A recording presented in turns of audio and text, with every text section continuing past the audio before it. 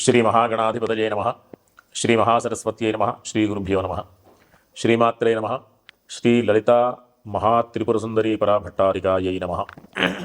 మనం అక్టోబర్ నెలలో ఉండేటటువంటి ద్వాదశ రాశుల యొక్క ఫలితాంశాలలో భాగంగా ఇప్పుడు మీనరాశిలో జన్మించినటువంటి వారి యొక్క రాశి ఫలాలు చెప్పుకుందాం.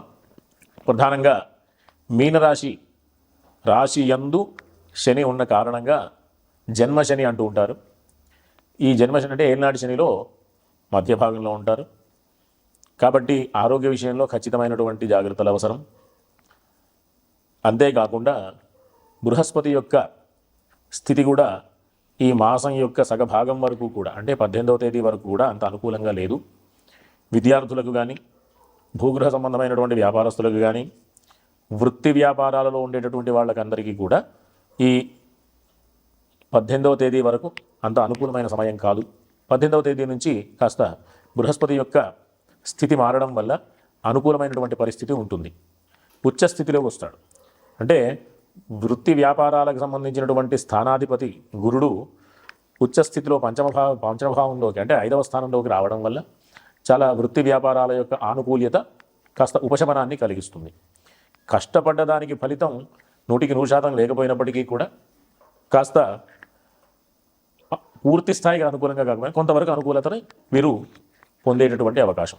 కాకపోతే చేపట్టే పనులలో నిదానంగా ఉంటుంది. చేపట్టే పనులు కొన్నింటికి బ్రేక్స్ వచ్చే అవకాశాలు ఉన్నాయి.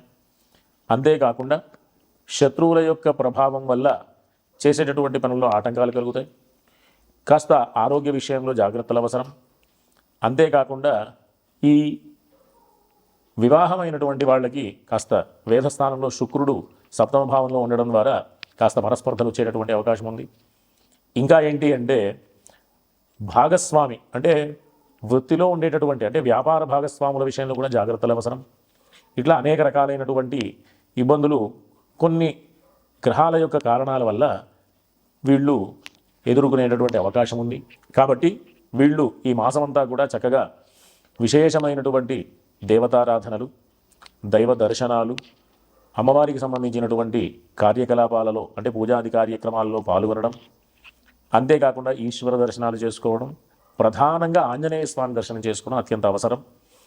ఈ విధంగా ఈ రాశి వాళ్ళు అంటే మీనరాశి వాళ్ళు అందరూ కూడా ఈశ్వర దర్శనం చేసుకోవడం ద్వారా ఈ రాశి యొక్క బలం పెరిగి చేసేటటువంటి పనులలో సామర్థ్యం పెరిగి కీర్తి ప్రతిష్టల విషయంలో అనుకూలమైనటువంటి స్థితి వచ్చేటటువంటి అవకాశం ఈశ్వర దర్శనం వల్ల కలుగుతుంది వీళ్ళకి.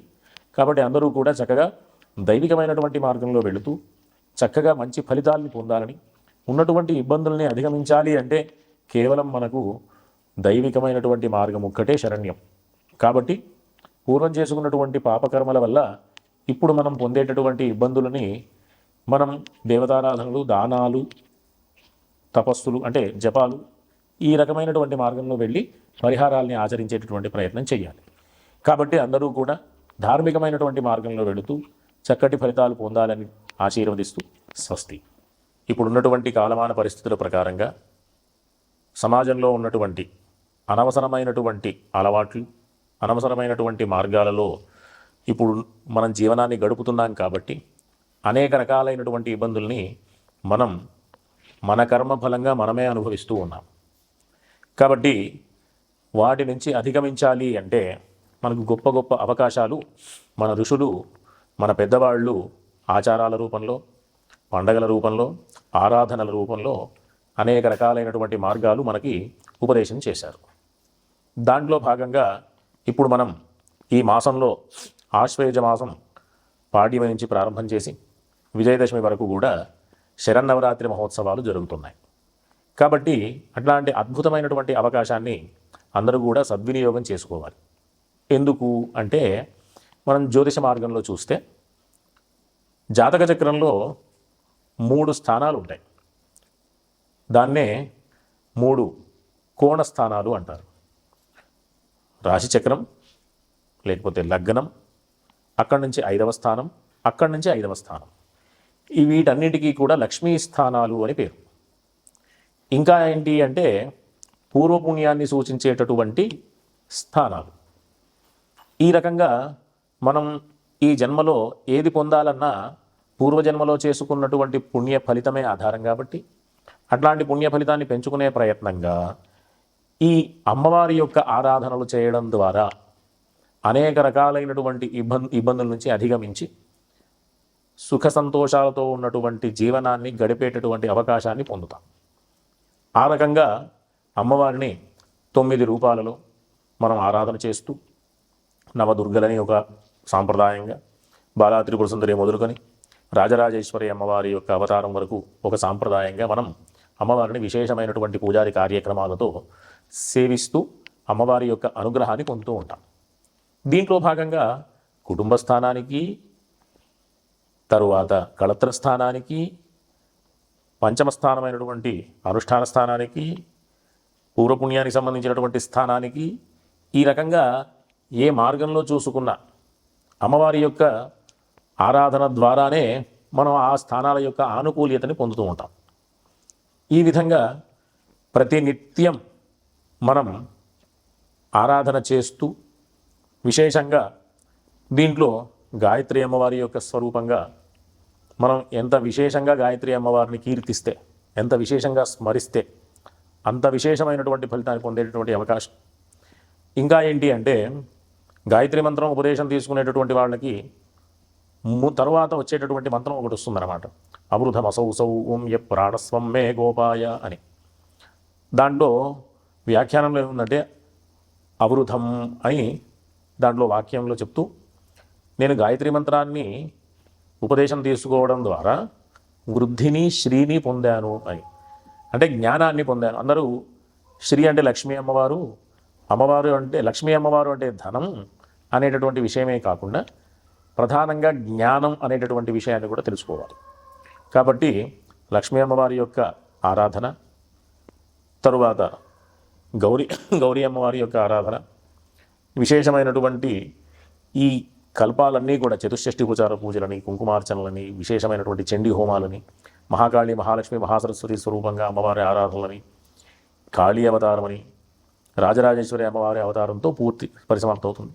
దీంట్లో సరస్వతి అమ్మవారి యొక్క పూజా విశేషాలు ఇవన్నీ కూడా మనం నవరాత్రి మహోత్సవాలలో మనం ఆరాధనలో భాగంగా ఆచరిస్తూ ఉంటాం. కాబట్టి అందరూ కూడా ఈ విశేషమైనటువంటి అవకాశాన్ని సద్వినియోగం చేసుకుంటూ చక్కగా నవరాత్రులలో అమ్మవారి సేవ చేసుకుంటూ ఉన్నటువంటి ఇబ్బందులన్నీ కూడా అధిగమించేటటువంటి ప్రయత్నం చేయాలి. ఒకటైతే మనం ఈ ప్రస్తుత కాలమాన పరిస్థితుల ప్రకారం అందరికీ సంబంధించినటువంటి విషయం ఒకటి ఉంది. ఏంటి అంటే ఆర్థిక సమస్యలు. ఆర్థిక సమస్యలు 2 రకాలుగా ఉంటుంది. ఒకటి ప్రతినిత్యం మనం సంపాదించుకునేటటువంటి డబ్బు ఒకటైతే, ఇంకొకటి ఆర్జిత ధనమని, అంటే సంపాదించుకొని పెట్టుకున్నటువంటి బ్యాంక్ బ్యాలెన్స్లని, పూర్వం నుంచి వచ్చినటువంటి ఆస్తులని, తండ్రి ద్వారా వచ్చినటువంటి ఆస్తులని, ఇవన్నీ అనేక రకాలైనటువంటి మార్గాల్లో మనం ఆర్థిక విషయాల్ని చూస్తూ ఉంటాం. దానికి సంబంధించినటువంటి అన్ని రకాలైనటువంటి ఇబ్బందుల్ని అధిగమించాలి అంటే ప్రతి ఒక్కరూ కూడా ఈ నవరాత్రులలో లలితా అష్టోత్తరం, అంటే మహాకాళి, మహాలక్ష్మి, మహాసరస్వతి అమ్మవారి స్వరూపంగా బీజాక్షరాలతో పూజ చేస్తూ, కుంకుమార్చన చేస్తూ ఆ నామాల యొక్క స్మరణ చేసినంత మాత్రాన మాకు ఉన్నటువంటి ఇబ్బందులన్నీ కూడా తొలగిపోతాయి. ఒకటైతే లక్ష్మీ అష్టోత్తర స్తోత్రాన్ని గనక ఇవన్నీ అంటే ఈ లలితా అష్టోత్తరం కానీ, లలితా సహస్రం కానీ, విశేషమైనటువంటివి అన్నీ చేయలేనటువంటి వాళ్ళు కూడా ఉంటారు కదా. వాళ్ళందరికీ కూడా లక్ష్మీ అష్టోత్తర స్తోత్రం అది పూర్తిగా ఒకసారి చదివితే కనీసం ఒక 5 నుంచి 6 నిమిషాలు పడుతుంది అంతే. పొద్దున, మధ్యాహ్నం, సాయంత్రం ఈ నవరాత్రుల్లో కనుక చదివితే అనుకున్నటువంటి పనులన్నీ కూడా అధిగమిస్తారు. ఇంకా ఏంటి అంటే ఆర్థికపరమైనటువంటి ఇబ్బందులు తొలగిపోగా ఆర్థికపరమైనటువంటి అభివృద్ధిని కూడా వీళ్ళు పొందేటటువంటి అవకాశం ఉంటుంది. కాబట్టి అందరూ కూడా ఈ మార్గంలో వెళుతూ లక్ష్మీ అష్టోత్తర స్తోత్రం గుర్తుంచుకోండి. అందరూ కూడా అది రోజుకి 3 సార్లు పారాయణ చేయండి. విశేషమైనటువంటి ఆర్థిక లాభాన్ని పొందేటటువంటి అవకాశాన్ని పొందండి. స్వస్తి.